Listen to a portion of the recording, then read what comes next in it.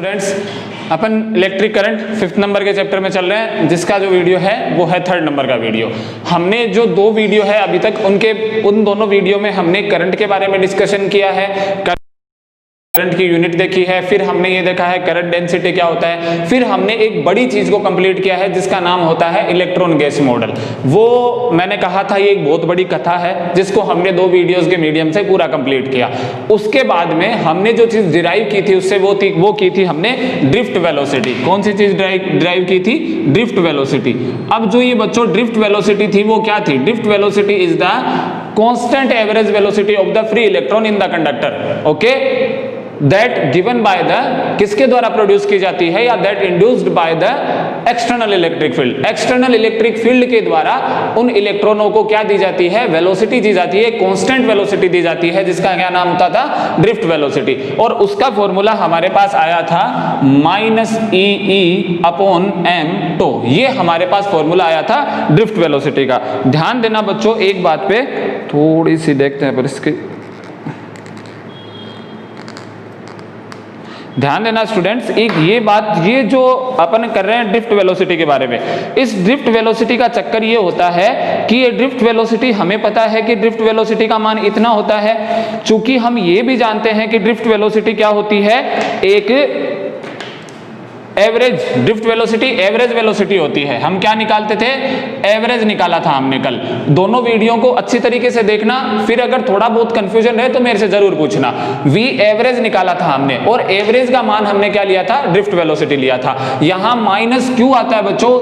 एक फर्स्ट बात तो इलेक्ट्रॉन के लिए है, और सेकंड बात इलेक्ट्रॉन जो होते हैं वो इलेक्ट्रिक फील्ड की अपोजिट डायरेक्शन में फ्लो होते हैं। इलेक्ट्रॉन इलेक्ट्रिक फील्ड की डायरेक्शन में नहीं जाते हैं, ये हम अच्छी तरीके से जानते हैं कि इलेक्ट्रॉन इलेक्ट्रिक फील्ड की डायरेक्शन में नहीं जाते हैं। जिस डायरेक्शन में इलेक्ट्रिक फील्ड लगा हो उस डायरेक्शन में इलेक्ट्रॉन जाते हैं, जबकि जो पॉजिटिव चार्ज होते हैं, electron are the negative charge, जबकि जो पॉजिटिव चार्ज होते हैं वो इलेक्ट्रिक फील्ड की डायरेक्शन में मूव करते हैं। ये हम अच्छे तरीके से जानते हैं। तो हमारे पास जो फॉर्मूला है वो क्या है? EE/m गुणा टो। ओके, आई बात समझ में? फिर हमने निकाला कि EE/m क्या है?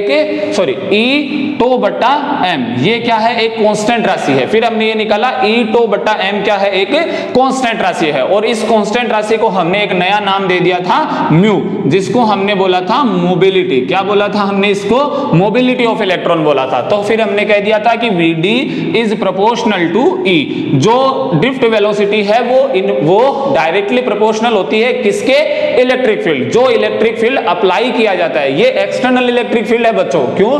क्योंकि हमने आइसोलेट कंडक्टर भी देखा था और कंडक्टर विथ बैटरी भी देखा था। बैटरी में हमने ये देखा था कि इंड्यूस्ड कोई भी इंटरनल इलेक्ट्रिक फील्ड इंड्यूस्ड नहीं होता है, तो वहां पे केवल एक्सटर्नल इलेक्ट्रिक फील्ड काम करता है। आई मेरी बात समझ में? अब यहां ये तक हमने ड्राइव कर लिया। अब हम नेक्स्ट टॉपिक के ऊपर चलते हैं बच्चों, जो कि है relation between drift velocity and electric current. Relation between drift velocity and electric current, ये चीज थोड़ा सा ध्यान से देखना। अपन रिलेशन बिटवीन, टॉपिक बहुत अच्छा है इसमें, और इंटरेस्टिंग टॉपिक है और बहुत ही सरल है। Relation between drift velocity and electric current. Relation between drift velocity and electric current, जो हमारा अपवहन वेग है और जो विद्युत धारा है। ड्रिफ्ट वेलोसिटी को किससे शो ऑफ कर रहे हैं? Vd से। इलेक्ट्रिक करंट को किससे शो ऑफ करेंगे? I से। ये हम जानते हैं अच्छी तरीके से। आई मेरी बात समझ में? ड्रिफ्ट वेलोसिटी और इलेक्ट्रिक करंट में हमें रिलेशन फाइंड आउट करना है। अब क्या करते हैं? सबसे पहले एक कंडक्टर बनाते हैं। मान लीजिए कि ये कोई कंडक्टर है, ये हमारे पास कोई एक कंडक्टर है। आई बात समझ में? अब ये जो कंडक्टर है बच्चों, इस कंडक्टर में हमें पता है ये यहां मान लीजिए कि एक्सटर्नल इलेक्ट्रिक फील्ड लगा है। वही बात, इलेक्ट्रॉन इधर की तरफ जाएंगे इलेक्ट्रॉन। हम यहां 2 सरफेस को कंसीडर करेंगे, 2 एरियाज को कंसीडर करेंगे। ये नंबर एरिया में 1 लगा रहा हूं और एक नंबर में एरिया लगा रहा हूं नंबर 2। ये एरिया नंबर 2, एक एरिया 1 और एक एरिया 2। यहां पे मैं 2 एरियाज को कंसीडर करूंगा। इनका एरिया कितना है? A है। क्रॉस सेक्शन एरिया कितना है? A क्या है बच्चों? सारे जो पैरामीटर्स होंगे वो यहां लिखूंगा। Cross section area. सारे पैरामीटर्स यहां लिखूंगा साइड में। ओके, थोड़ी सी समझने वाली चीज है। अब देखना क्या होता है इसमें। हमें पता है कि इलेक्ट्रॉन्स फ्लो होते हैं फ्लो इलेक्ट्रॉन। अब इलेक्ट्रॉन जो ये फ्लो होते हैं उनमें कंडीशन क्या होती है, ध्यान देना एक बात। थोड़ा सा इंक प्रॉब्लम हो रही है बच्चों, पूरा हाथ के लग गई है। हाँ, क्या होता है कि एक्सटर्नल इलेक्ट्रिक फील्ड लगा दिया, अब इलेक्ट्रॉन भागते हैं। तो हमें पता है कि इसमें जो इलेक्ट्रॉन उपस्थित होते हैं वो इसकी तरफ भागते हैं, फिर यहां जो इलेक्ट्रॉन होते हैं वो इधर आ जाते हैं, ये इलेक्ट्रॉन इधर आ जाते हैं। इसका मतलब ये जो सरफेस है, ये जो शेडेड पार्ट है, ये मैं इस पार्ट को शेडेड कर रहा हूं बच्चों, ये जो शेडेड पार्ट है, इस शेडेड पार्ट में इलेक्ट्रॉन कहां से आएंगे, यहां से ही तो आएंगे। क्यों? क्योंकि इलेक्ट्रॉन मूव कर रहे हैं, इलेक्ट्रॉन मूव कर रहे हैं। मैं अपन दो ही सरफेस को कंसीडर कर रहे हैं। अपने पास पूरा एक कंडक्टर है, इस कंडक्टर में हम दो सरफेस को कंसीडर कर रहे हैं, दो क्रॉस सेक्शन एरिया, सरफेस नहीं मान के मानो क्रॉस सेक्शन एरिया। मैंने क्रॉस सेक्शन एरिया को नोमेनाइज भी किया है। क्रॉस सेक्शन एरिया इधर से अपन देख रहे हैं, तो चलो इसको नंबर कर देते हैं 2 और इसको नंबर कर देते हैं 1। तो हमें पता है कि जब इधर से आएंगे इलेक्ट्रॉन तो इस क्रॉस सेक्शन एरिया में एंटर करेंगे। चूंकि इलेक्ट्रिक फील्ड इसके ऊपर अप्लाई है, हमें पता है फोर्स काम करता है E and E opposite direction में, तो ये भागेंगे इलेक्ट्रॉन भागेंगे, एक्सेलरेट होंगे, इधर की तरफ आएंगे, वापस इसमें आएंगे, आगे निकल जाएंगे। इसे ये प्रोसेस जो होती है वो कंटिन्यूअसली चलती जाती है, ये प्रोसेस कंटिन्यूअसली चलती जाती है। आई मेरी बात समझ में? और इलेक्ट्रॉन जब फ्लो होते हैं तो इलेक्ट्रॉन के अपोजिट डायरेक्शन में करंट होती है। पता है हमें करंट की डायरेक्शन क्या होती है, the opposite direction of the flow of electron. Electron के फ्लो होने की जो डायरेक्शन होती है उसके जस्ट अपोजिट डायरेक्शन, इसका मतलब एक्सटर्नल फील्ड की डायरेक्शन में करंट फ्लो होगी। आई बात समझ में? अब एक टर्म्स में मैं आपको इंट्रोड्यूस कराना चाहता हूं जिसका नाम होता है एन। एन क्या होता है? Number of free electron, number of free electron per unit volume, number of free electron per unit volume. इसका मतलब free electron density, free electron density. ध्यान देना ये चीज, नंबर ऑफ फ्री इलेक्ट्रॉन, इसका मतलब कंडक्टर में कितने फ्री इलेक्ट्रॉन है पर यूनिट वॉल्यूम। ध्यान देना, पर यूनिट वॉल्यूम, ये चीज ध्यान देना। Note the total number of electron, total number of free electron नहीं है, क्या है? Number of free electron per unit volume, number of free electron per unit volume. Note the total number of free electron in that conductor. उस conductor में total कितने number है ये चीज नहीं बता रहा है एन। एन क्या बता रहा है? Number of free electron per unit volume. It means free electron density. क्या बता रहा है? Free electron density. आई बात समझ में? ओके। ए क्या है? क्रॉस सेक्शन एरिया अपन जिसको कंसीडर करने चाह रहे हैं। एन क्या है? Number of free electron per unit volume. एक बात और बताओ, जब इलेक्ट्रॉन, मैंने आपको कहा इलेक्ट्रॉन मूव कर रहे हैं, इलेक्ट्रॉन कौन सी वेलोसिटी से मूव करेंगे? वीडी, अपवहन, ड्रिफ्ट वेलोसिटी से मूव करेंगे। ये बात ध्यान में रखना, इलेक्ट्रॉन कौन सी वेलोसिटी से मूव करेंगे? V D, drift velocity, drift velocity से मूव करेंगे, अपवहन वेग। क्लियर है यहां तक? अब मानना कि ये जो इसका कवर पार्ट है, ये जो इस पार्ट है, ये जो बीच वाला शेडेड पार्ट है, उसमें इसको डेल्टा टी टाइम लगता है। कितना टाइम लगता है? डेल्टा टी टाइम लगता है। मान रहे हैं हम, delta T time taken by the electron cover this part. इस पार्ट को कवर करने के लिए या ट्रेवल करने के लिए कितना टाइम ले रहे हैं? Delta T time. कितना टाइम ले रहे हैं बच्चों? Delta T time. Delta T time ले रहे हैं, वीडी ड्रिफ्ट वेलोसिटी है, तो ये लेंथ जो एल से डिनोट कर रहा हूं मैं, जो ये शेडेड पार्ट है, तो then L is equals to length of shaded part. Shaded part है, कितनी हो जाएगी? एल लेंथ कितनी हो जाएगी? लेंथ क्या होता है? डिस्टेंस बराबर वेलोसिटी गुणा टाइम, तो वीडी गुणा डेल्टा टी। ये बात हमेशा ध्यान रखना, ध्यान देना। हमारी जो चीज कंसिडर हुई है वो देखो आप केवल, और क्या है कितना है उसकी तरफ फोकस मत करो। हमने क्या किया है? हमने दो क्रॉस सेक्शन एरिया को कंसीडर किया। उन क्रॉस सेक्शन एरिया में हमने देखा कि इलेक्ट्रॉन आते हैं भाई। क्यों? क्योंकि इलेक्ट्रॉन के ऊपर फोर्स लग रहा है। इलेक्ट्रॉन कौन सी वेलोसिटी से मूव करते हैं? ड्रिफ्ट वेलोसिटी से मूव करते हैं। कोई दिक्कत नहीं यहां तक। इलेक्ट्रॉन इस क्रॉस सेक्शन एरिया में एंटर करते हैं, यहां से यहां आते हैं, यहां से यहां आते हैं। आई बात समझ में? तो इसका मतलब इस शेडेड एरिया को ये ट्रेवल करेंगे कौन सी वेलोसिटी से? वीडी।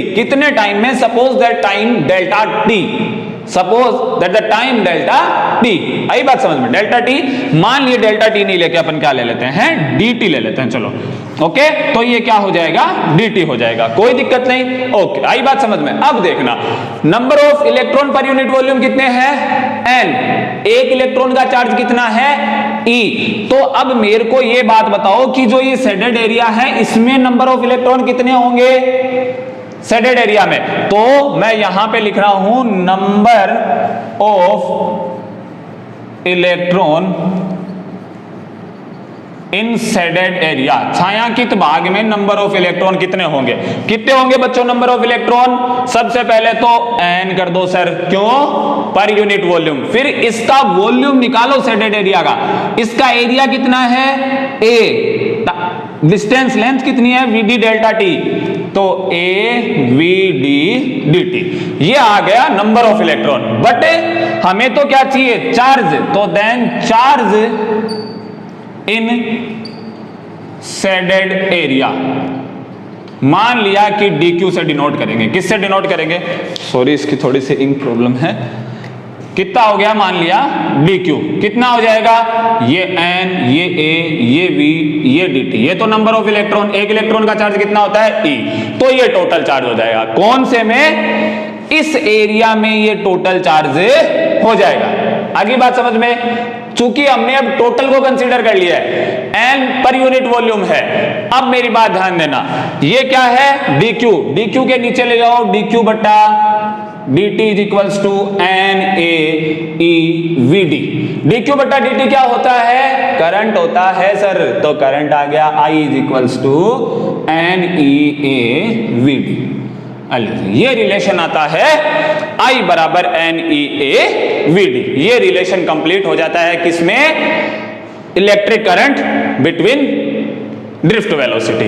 ओके, दोबारा से ध्यान से सुन लेना, हमने ये एक कंडक्टर लिया, इस कंडक्टर में क्या था, इस कंडक्टर में सर दो क्रॉस सेक्शन एरिया को कंसीडर किया, cross section area number first, cross section area number second, दोनों क्रॉस सेक्शन एरिया का एरिया कितना है, ए है, क्रॉस सेक्शन का एरिया कितना है, ए, एन क्या है, number of free electron per unit volume, electron density, V D drift velocity, electron आए, इलेक्ट्रॉन इसको पास आउट करेंगे, मान लिया dt टाइम में पास आउट करेंगे, लेंथ L, L कितनी हो जाएगी, वीडी गुणा dt, वॉल्यूम कितना हो जाएगा, फिर वॉल्यूम लेंथ गुणा एरिया होता है, ये सब आप जानते हो अच्छी तरीके से। तो number of electron in shaded area कितना, N A V D D T, charge in shaded area dq is equals to number of electron total गुणा चार्ज ऑफ वन इलेक्ट्रॉन, ये आ गया dq बटा dt क्या होता है, I होता है। आई मेरी बात समझ में बच्चों, ध्यान से इस चीज को देखना, dq बटा dt की जगह you can use delta q बटा डेल्टा t भी कर सकते हो। ओके, चलते हैं, इसको मिटाता हूं और अपना चैप्टर का नेक्स्ट टॉपिक स्टार्ट करते हैं। बच्चों थीम समझते जाना, थीम समझ जाओगे ना कोशिश किसी चीज की, तो अपने को कोई दिक्कत नहीं होने वाली है। इतना सरल चैप्टर है जो मैंने स्टार्ट कर रखा है, बहुत ही सरल चैप्टर है बच्चों, ध्यान देना इस चीज के बारे में। अपने पास दो फॉर्मूले अभी तक ड्राइव हो चुके हैं, कौन कौन से फॉर्मूले ड्राइव हो चुके हैं वो देखते हैं। वी डी ई ई बट्टा M tau, okay, tau average आता है, मैं टो लिख रहा हूं उसको, I is equals to N E A V D, ये फॉर्मूले हमारे पास अभी तक ड्राइव हो चुके हैं, साथ में लेके चलेंगे। अपना जो नेक्स्ट टॉपिक है वो टॉपिक है relation between drift velocity and potential difference, relation between drift velocity and potential difference. Okay, relation between drift velocity and potential difference, अपवहन वेग और विभवांतर में संबंध, अपवहन वेग और विभवांतर में संबंध, प्यारा संबंध। ओके, ये वही वापस कंडक्टर। पोटेंशियल डिफरेंस कहां से आएगा, जब हमने बैटरी यूज की थी तब आया था। मान लीजिए कि V है, इसकी लेंथ कितनी है, L है। Okay, E external electric field है। अब हमें पता है E बराबर क्या होता है, V अपॉन L होता है, ये हम अच्छी तरीके से जानते हैं क्योंकि हमने इलेक्ट्रोस्टैटिक के चैप्टर किए जा चुके हैं। एक और बात आपको समझा देना चाहता हूं कि इस चैप्टर में हमारे लिए जो मोस्ट इंपॉर्टेंट चीज होगी वो पोटेंशियल डिफरेंस होगी बच्चों। क्या होगी? Potential difference, not electric field, because electric field is the most important for electrostatics. ठीक है, that we had discussed in 4 chapters. आई बात समझ में? हमने जो 4 चैप्टर में डिस्कस किया है ना अभी तक इलेक्ट्रोस्टैटिक्स को, उसमें हमने ई लेके किया था, धाप के ई के बारे में डिस्कशन किया था। अब हमारे पास ई ज्यादा मोस्ट इंपॉर्टेंट नहीं है। क्या है हमारे लिए ज्यादा मोस्ट इंपॉर्टेंट? वी है, potential difference, that is potential difference. आई बात समझ में? एल लंबाई का कोई कंडक्टर है, एल लेंथ का, ई एक्सटर्नल फील्ड, वी पोटेंशियल लगा है, तो ई बराबर क्या होता है? वी बट्टा एल। फॉर्मूले में मान रखना है, केवल कुछ करना ही नहीं है अपने को। वी डी बराबर क्या बन जाएगा? ई वी बट्टा M L tau, E V बट्टा एम एल टो, ये मान बन जाएगा। कोई दिक्कत? बहुत सिंपल, बहुत सिंपल, केवल अपना माइंड यूज करना है पीछे वाले चैप्टर से उठा के। ओके, नेक्स्ट जो टॉपिक है अपना बच्चों वो ये है, चलो अब एक चीज थोड़ा सा और करते हैं अपन, इसको थोड़ा सा आगे बढ़ाते हैं। मैं इसको मिटाता हूं, ये अपना रिलेशन हो गया बिटवीन, वो फॉर्मूला अपने पास डिराइव हो गया। अब उन थोड़े से फॉर्मूलों से थोड़ी कुचरनी करते हैं अपन, और इन कुचरनी को करके और अपन कुछ नई चीज लाते हैं। ध्यान देना,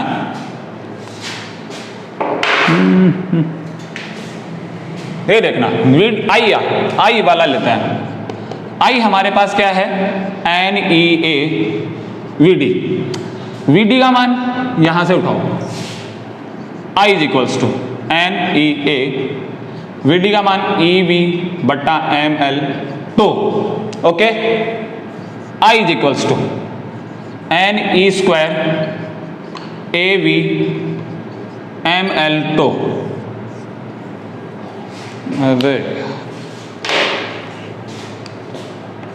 ये हमारे पास 3 चीजें, 4-5 चीजें आ जाती है। आई बराबर क्या हो गया? N E square A V बट्टा एम एल गुना टो। अब मैं इन सब फैक्टर्स के नाम लिख रहा हूं, ध्यान से देखना थोड़ा सा। N number of free electron per unit, थोड़ा सा थीम को अलग लेके जाऊंगा लेकिन वही रिवाइज वापस वही चीज होगी। ई क्या है? Charge of electron. ए क्या है? Area of cross section. Okay, V क्या है? Potential difference, potential difference. Tau क्या है? एवरेज रिलैक्सेशन टाइम, औसत विश्रांति काल। एम क्या है? मास ऑफ इलेक्ट्रॉन। एल क्या है? Length of conductor. Okay, length of conductor. ये सारे अपने पास फैक्टर्स हैं, ध्यान देना दोबारा से। N number of electron per unit volume, इसका मतलब फ्री इलेक्ट्रॉन डेंसिटी। अब सोचो एक बात, फ्री इलेक्ट्रॉन डेंसिटी जो है वो चेंज हो जाएगी क्या? नहीं चेंज होगी, जब तक कि आप टेम्परेचर चेंज नहीं करोगे। जब तक कि कंडक्टर का टेम्परेचर चेंज नहीं करोगे, जब तक फ्री इलेक्ट्रॉन डेंसिटी चेंज हो जाएगी क्या? नहीं होगी। इसका मतलब at constant temperature N will be constant. एक ताप पर, नियत ताप पर एन क्या होता है? नियत होता है। ई आओ, electron of charge of electron, नहीं होगा सर चेंज। ए क्रॉस सेक्शन एरिया चेंज होगा क्या? नहीं होगा। वी पोटेंशियल डिफरेंस चेंज होगा क्या? नहीं होगा। जब तक क्या नहीं बढ़ाओगे? टेम्परेचर। एम चेंज होगा क्या? नहीं होगा सर। एल चेंज होगा क्या? नहीं होगा। टो चेंज हो गया क्या? नहीं होगा। टो क्या है? विश्रांति काल। विश्रांति काल मतलब time period taken by the electron between 2 successive collision, 2 लगातार टक्करों के बीच इलेक्ट्रॉन द्वारा लिया गया समय। 2 लगातार टक्करों के बीच इलेक्ट्रॉन द्वारा लिया गया समय नोन एज रिलैक्सेशन टाइम, विश्रांति काल। Time taken by the electron between 2 successive collision, 2 successive collision is known as relaxation time. आई मेरी बात समझ में? इसका मतलब ये सभी चीजें किसको छोड़ के? केवल पोटेंशियल को छोड़ के। अगर मैंने पोटेंशियल बोल दिया तो उसको ड्रॉप करो। केवल पोटेंशियल को छोड़ के और सारी चीजें किस पे डिपेंड करती है? टेम्परेचर पे डिपेंड करती है। किस पे डिपेंड कर रही है? टेम्परेचर पे डिपेंड कर रही है। ध्यान से मेरी बात सुनना, और सारी चीजें टेम्परेचर। अगर टेम्परेचर को कांस्टेंट रख देंगे तो ये सारी चीजें कंडक्टर के लिए कांस्टेंट हो जाएगी। किसी भी कंडक्टर के लिए अगर मैं टेम्परेचर कांस्टेंट रख दूं तो ये जो सारी चीजें आपको फॉर्मूले में दिखाई दे रही है, एक्सपेक्ट ऑफ V, अगर V को छोड़ के जितनी भी चीजें फॉर्मूले में दिखाई दे रही है, अगर मैं टेम्परेचर कांस्टेंट रख दूं तो वो टेम्परेचर कांस्टेंट हो जाएगी। ये चीज ध्यान रखना, अगर टेम्परेचर कांस्टेंट हो जाए तो ये जितनी भी चीजें आपको दिखाई दे रही है बच्चों, ये सारी चीजें कांस्टेंट हो जाती है। अब ये कांस्टेंट हो जाती है तो सर इसका यहां क्या काम? इसका काम ये है बच्चों कि ये जब यहां पे कांस्टेंट हो जाती है चीजें, तो कांस्टेंट होने के बाद फिर हमारे पास ऐसी क्या गेन होती है चीज, ये ध्यान देनी है अपने को। देखना मेरी बात, क्या होगा, ये सारी चीजें कांस्टेंट होगी एट कांस्टेंट टेम्परेचर, तो हमें क्या मिला, I proportional to V, I proportional to V। इसका मतलब कौन सा नियम है ये? ओम्स लॉ है। कौन सा लॉ है? Ohms law. ओम्स लॉ क्या कहता है? Potential across a conductor is directly proportional to the current phloem in the conductor. चालक में बहने वाली धारा के समानुपाती होता है। कौन? चालक के सिरों पर उत्पन्न विभवांतर। चालक के सिरों पर उत्पन्न विभवांतर चालक में प्रवाहित धारा के समानुपाती होता है। यहां से दोनों चीज आ सकती है। अगर मैं इस V को यहां रखूं, इनको सारे को यहां घुमा दूं तो भी ये कांस्टेंट, तो इसका मतलब अगर I प्रोपोर्शनल V है तो V प्रोपोर्शनल भी तो I होगा बच्चों।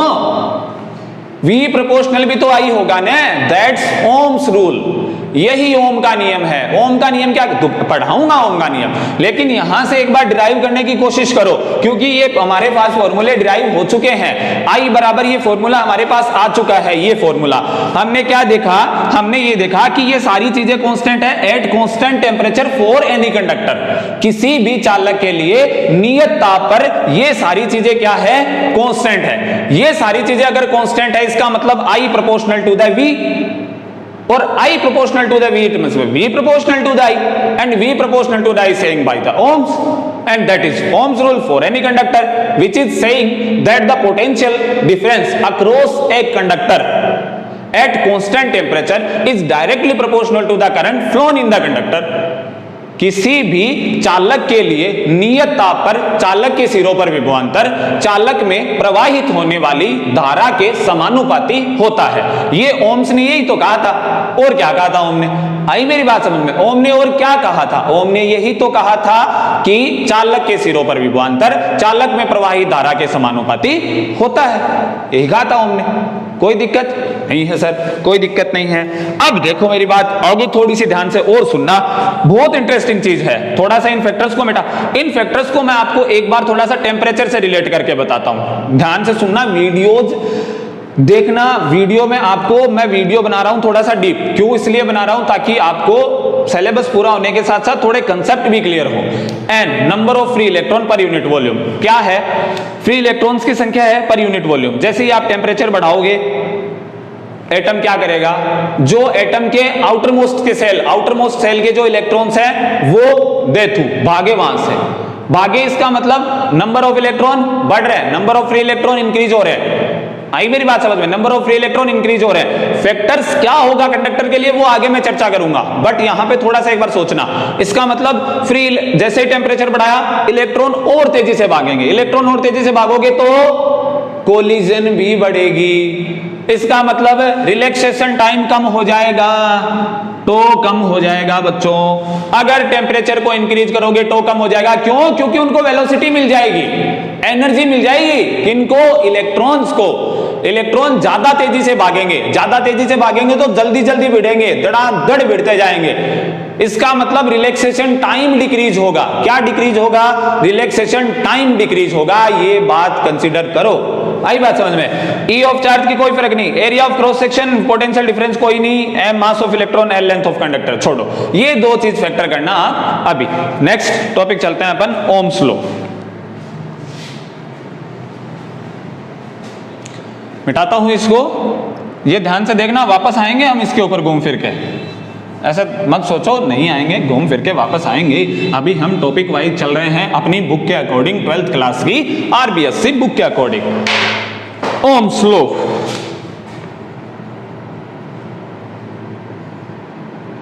ओम्स लॉ, ओम का नियम।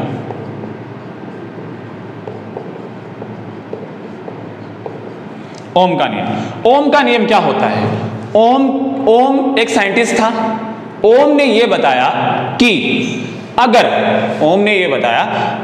किसी भी कंडक्टर के फिजिकल स्टेट, अगर किसी भी कंडक्टर की फिजिकल स्टेट, भौतिक अवस्थाओं, type, length, area, temperature etcetera, अगर किसी भी कंडक्टर की फिजिकल स्टेट, भौतिक अवस्थाओं को परिवर्तित नहीं किया जाए, अगर ये सभी कांस्टेंट रहे, these remain constant for any conductor, then तब क्या होता है?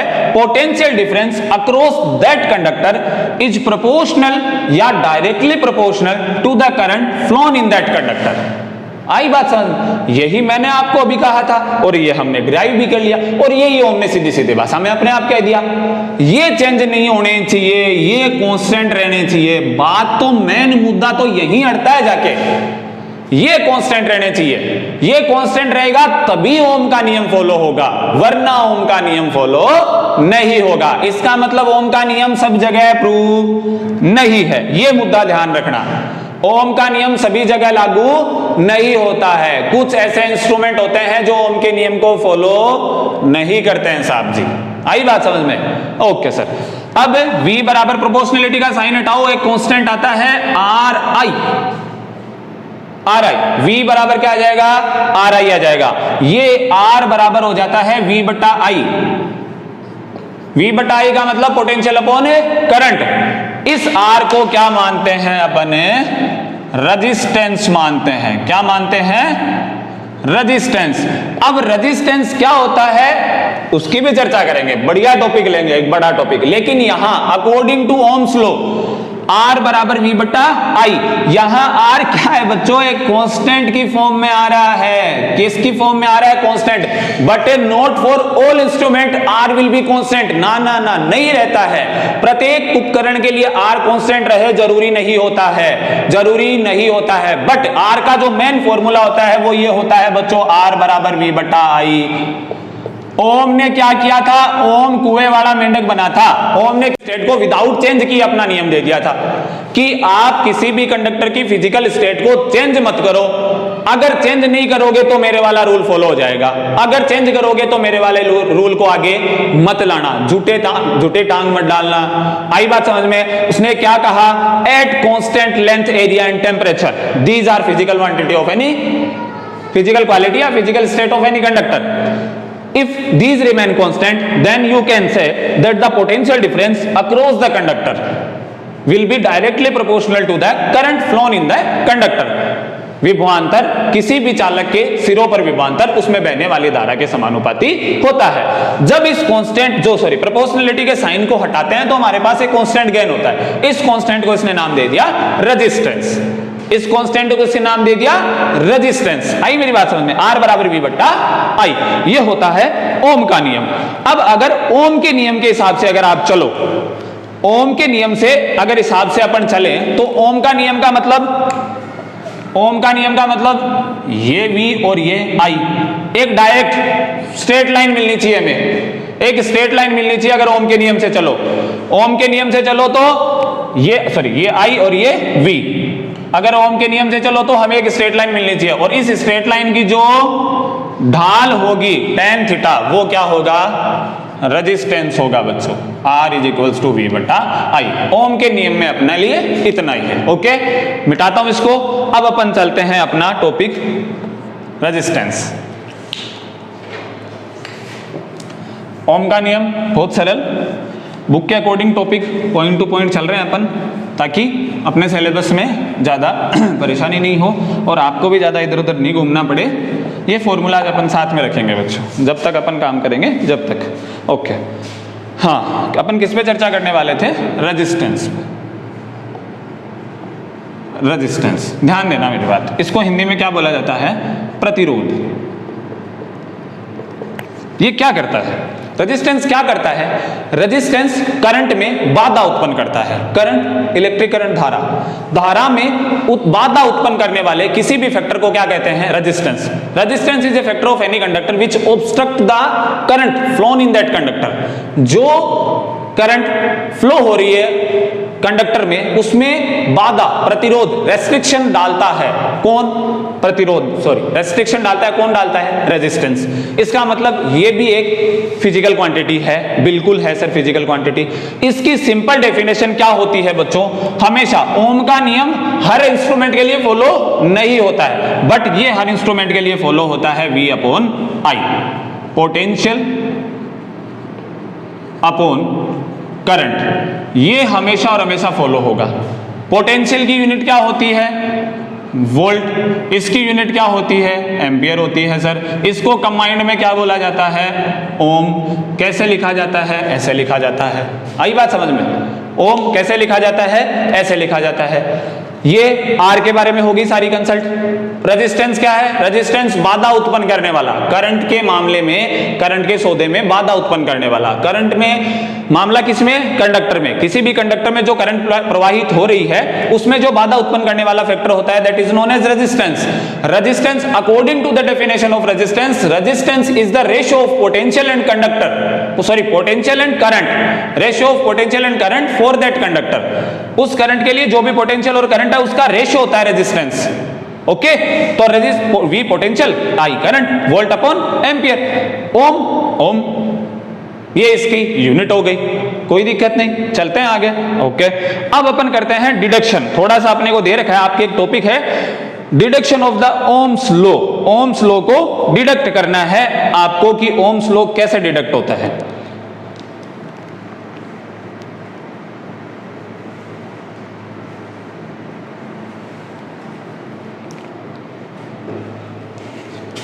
रेजिस्टेंस ही लाना है। ओम्स लॉ का मतलब क्या होता है? रेजिस्टेंस। ये चर्चा हम कर चुके हैं अगर बुक के हिसाब से तो अभी, वरना हम हमारे टॉपिकों में बार बार मैं आपको बता चुका हूं कि रेजिस्टेंस कैसे आता है।